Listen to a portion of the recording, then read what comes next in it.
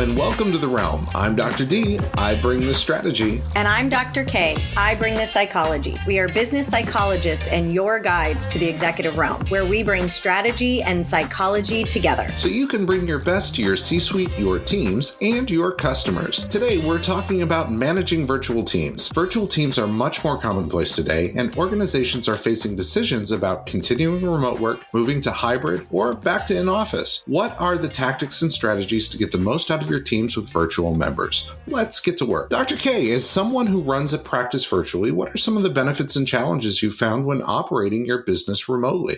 When I first started doing the virtual, I felt that there was more challenges. It wasn't because it was so difficult. It was completely an unknown realm. It was just that it was something that was new. I was used to greeting my clients in the office. I was used to, being face to face. The most that I had to worry about was people running late, hitting traffic, not finding parking, all the fun things of being in LA. What I have found though over time is the positives are now outweighing the negatives of it. The positives are my clients feel more, one, they're more on time. They're able to get to most of their sessions. I have people that will leave their office and go to their car. So instead of having to take a 2-hour break out of their day, which they feel guilty for, or they feel the company doesn't appreciate, they're able to take time out. So the positive part is that it's more consistent. Now there's a lot more relaxation within the sessions. The consistency and the availability on both ends seems to be the biggest breakthrough with doing everything virtual. That makes a lot of sense. As somebody wants to have a session, being in an environment where they feel comfortable is important. And therapists often really try to make their offices feel as comfortable as possible. But being in their own home, even though there's the screen in between you, takes a lot of the pressure off, I imagine. With COVID now coming to an end and people facing the daunting thought of moving back into the office and organizations recognizing now their old school thinking around working remotely maybe was an old school thought. Other work options are better rather than paying for real estate or other expensive. Invest that in technology, let people work from home, and the organization, they're leasing office space and they don't have to pay for that office space anymore, contributes right back to their bottom line. It makes it a better working environment. Research has now found, the Gallup company who does the famous Gallup surveys found that 54% of people would leave their current job with one for more flexibility from working from home or a hybrid. And 2/3 of employees say they would leave a job if flexibility decreases. So we've opened this Pandora's box of giving people more flexibility around work.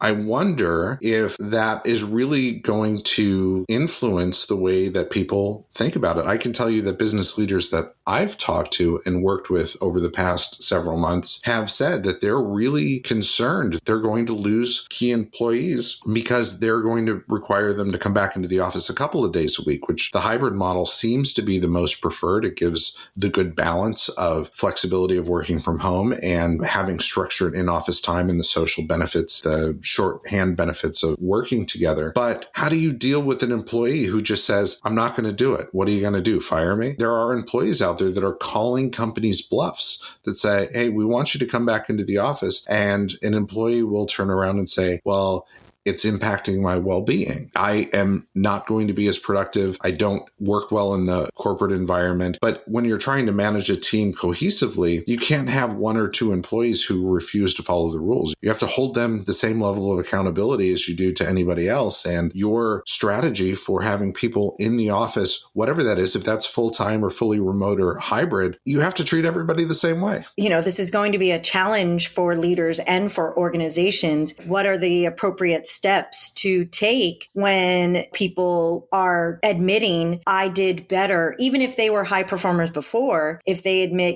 I felt better being at home, I was able to be more productive. So it is definitely going to be a big struggle. That's where the struggle is going to be for organizations, where they could lose key players. So they could lose them who might have done amazing work for the organization. However, on the flip side of that, they might be able to pull in someone else that can do amazing work. And this gives us, I think, a good opportunity to talk about what I call the default problem. The default problem is leaders tend to think in a default sense. They think in what they know. So an organization tends to think, if you are an organization who has traditionally operated within four walls of a building, have offices and cubicles and meeting rooms, that is your mental default. That is the place where your mind goes in how an organization should operate. So changing that default mentality is really difficult. And leaders have a really hard time even recognizing when they have a default bias, when they have a default problem. Work from home is an antithesis of most people's traditional default of what working in business looks like. Most leaders and even most employees' default perceptions of working are going into the office, spending the time there doing meetings and talking to people and trying to sequester yourself for a few minutes to get some real work done, going to a couple other meetings, getting some stuff done, wrapping up, and then getting home. And that default strategy is always around an office presence. You can even hear that default strategy when people are talking about opening up to a different strategy. The work from home or the telecommuting in the old language, even the hybrid, these things are called out as something other than the default. People don't say, we're going to change our in-office strategy to a work-from-home strategy. There's always kind of assumed in the way people talk about it that in-office is the default. And on top of that, there are these other ways of working. Leaders should not be thinking in default mode. It really closes off the way people interpret and view the world through a lens that may actually close them off to new opportunities. Is the idea of defining, rather than a work from home strategy, which is something separate or new from your default, why don't you define a work presence engagement strategy? It takes away the default. Whatever works best for your organization is going to get the highest level of engagement from your team, the highest level of productivity out of your organization, and the highest level of coordination so that you can achieve your mission. It doesn't really matter where people sit. You have to have the ability to monitor the work. You have to have the ability to keep people and communication coordinated, and you have to be able to deliver a product or a service to your customers in an efficient and cost-effective way. A work presence engagement strategy is a great way, I believe, in discussing how do you think through, as an organization, the best way to get the most out of your people. Absolutely. And to keep going with that, again, we talk about being very communicative as well as very transparent. And if someone is still in the default mode of how a business should run, it might be time to do a survey with your employees. So it's the communication to find out exactly what people are hoping for, because saying wanting, well, it's not always up to the employees. They're not going to always get everything that they want. But what are they hoping for? What are their likes? Why they like it? What are their dislikes? Why they don't like it? So that you can put together this work presence engagement strategy. How do leaders, how do organizations create engagement and then put that engagement into the workplace? In the end, it's about producing what the customers are looking for. That's exactly right. You touched on an interesting point. It's how do you know that you're going to get the most out of your employees wherever they're working? When you're talking about changing the way people work or how people engage in their day-to-day work, control, a leader will feel like they have a sense of control over their current environment because they're used to it. So if you've got a group of people that are centralized doing work and you say, hey, let's distribute it, or it's out distributed and you say, hey, let's consolidate it, the immediate reaction of that leader is, well, how do I know that's going to be better than what I have today? If you have good measurement strategies in place, how your workflows are being processed, how people are actually being measured in their productivity, it doesn't matter whether they're remote or local or centralized, decentralized. If you can measure it, you can monitor it. When leaders say, well, how do I know it'll be better after whatever change? It tells me immediately that they don't even really know how it's being measured or monitored today. Because if those leaders really had a good grasp and handle on how their teams were performing today, they wouldn't need to be worried about a change. It would just be, well, let's pilot it and we'll use our existing measurement strategies to compare groups of resources and see if it is actually an improvement. Many organizations may not have thought through what are the measurement strategies of the way that we measure productivity today, or we monitor performance today, or it's inconsistent from team to team or person to person. It's really important that you have a good measurement strategy in place, because if you have the ability to execute measurement, then it doesn't matter where somebody sits. You need to be able to treat any employee, regardless of where they sit or how they work, how they choose to engage in working and in supporting your organization's mission. You should be able to measure and treat every employee the same, regardless of where they are. In addition, it's important for leaders and organizations to accept the fact that the pandemic, the lockdowns, the working from home, and change of routines have changed us. What leaders need to remember is there's been a psychological shift due to the pandemic. So just thinking that we can go back to how it used to be is just not possible. The way people feel about their job, recognizing what they can do and they can't do within their job, social anxiety, being around people, that all has to be taken into consideration. Organizations and leaders need to remember there has been a shift and they have to work with the shift. The world is a different place now. The way people worked before and after the Great Depression are very different. The way people worked before and after World War II is very different. After the conglomeration boom of the 1980s, the way people worked before and after were very different. Globalization happened then, and that changed the way people work. The technology shift that happened in the early 2000s, late 90s, changed the way people work. This is an externality that has opened up opportunities across the way business works. Technology, people, behaviors, the ability to change the model in which people work has fundamentally shifted. I agree with you 100%. And that means that savvy leaders need to think about how their workplace engagement strategy is defined. Bring in experts. You had talked about surveying your employees. Yes, that's an important part of the strategy. Bring in experts that can help you define what your workplace engagement strategy should look like. How do you get the most out of your people, and how do you engage in research-oriented implementation of your workplace engagement strategy? And it all comes around to having really clear policies and measurement systems in place to be able to do that, and the technology to be able to support whatever your infrastructure need looks like. Because of the lack of understanding or the lack of definition around what your workplace engagement strategy might look like, employees packed up and they moved to cheaper places to live, just hoping that if the organization knew that they were important to them, that they would just say, oh, okay, well, I guess you're going to work from home forever now, even though it wasn't clearly defined at the beginning. Your policies around whether it's office, hybrid, or work from home has to talk about or think through what's fair for every employee. What are the expectations across every employee? What are the expectations that you have as a leader and as a leadership team on those employees and how they engage and how they work? If it's a hybrid model, when do they have to come into the office? And that means that you can't necessarily move across country. You're still going to be locked into a geographic location as an employee. You have to set those expectations. And most importantly, you have to lay out what the consequences are if somebody does something that is outside of that work from home policy. If somebody is a terrible performer or their performance slips, and you can demonstrate that through your measurement strategy,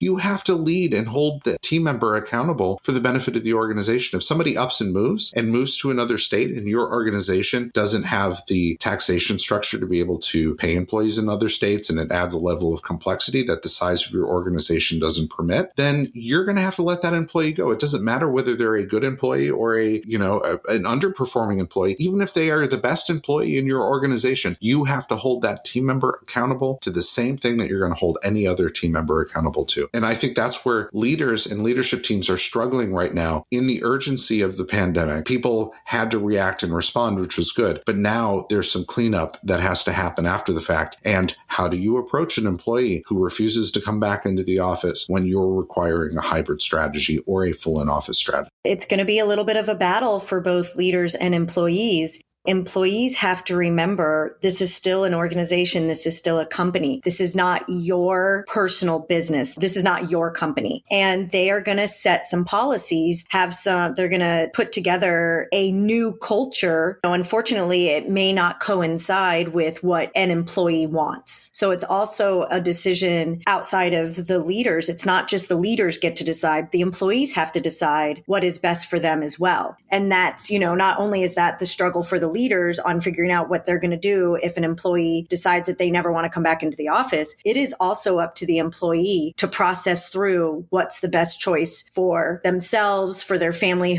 There's going to be some losses for organization, and then there's going to be some losses for employees.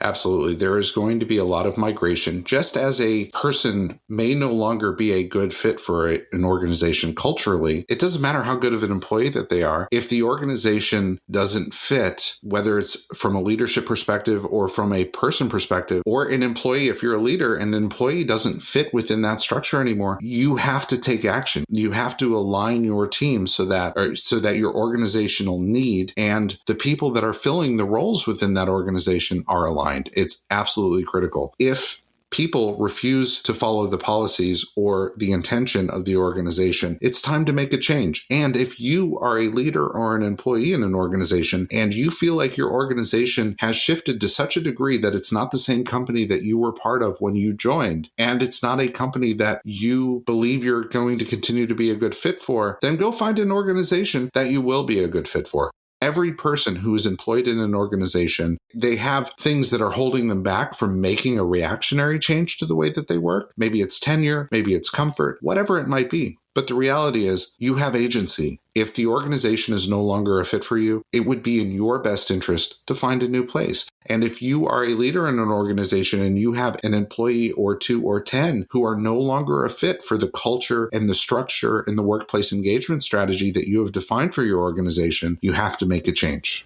Agreed. This is where leaders as well as the organization, when they come up with whatever work present engagement strategy that they've decided is best for them, they need to be very transparent. They need to communicate it and give employees time. You can't say it on Monday morning and then expect everybody to be like, okay, I'll be at work Tuesday. There's got to be, hey, this is what we have decided, and then give their employees time to adjust. The organization needs to give some time frame of when the change will happen, because people need to be able to adjust. When all of this shutdown happened and everybody started working from home, there was a lot of confusion in the adjustment. So we don't want that confusion and that anxiety and that overwhelming burnout feeling to come back. We want to give employees and the organization itself time to put their strategies into place so that it can happen in a much more linear transition, but give some time frame. But then you have to stick to whatever your change is.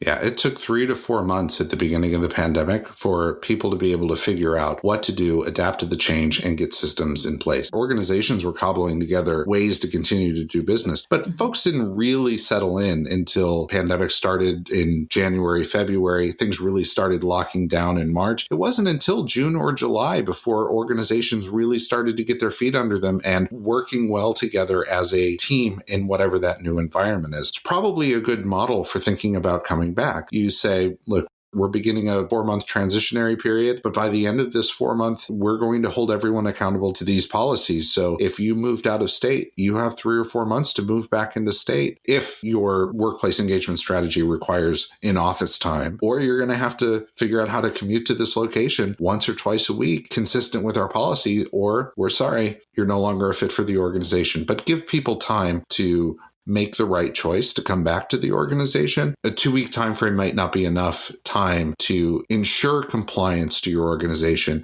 It might seem inflexible if you give too short of a period of time. Before you actually enforce people coming back, give a rational time horizon. 6 months in organizational terms is not that long, given all the uncertainty that's happened over the past year. So I encourage leaders to take a little bit more time, but at that end of that time horizon, they are explicitly enforcing whatever policies that they put in place. And that might mean for the organization, if you have a critical employee with a key skill set or resources, that over that 6-month period, you have to hedge your bet and figure out how to cross-train somebody or bring in external resources or hire somebody to offset the fact that you might have an employee or two with a specific set of skills and knowledge and engagement within the organization that you're going to have to replace that person.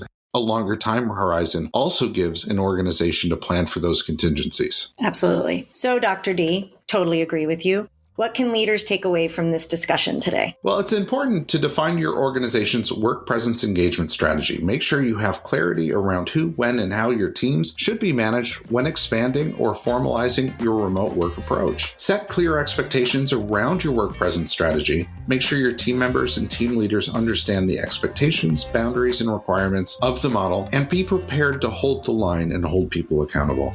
Recognize and redefine if your organization has a default perception about in-office work or any style of work. Don't use one mode as a punishment over another.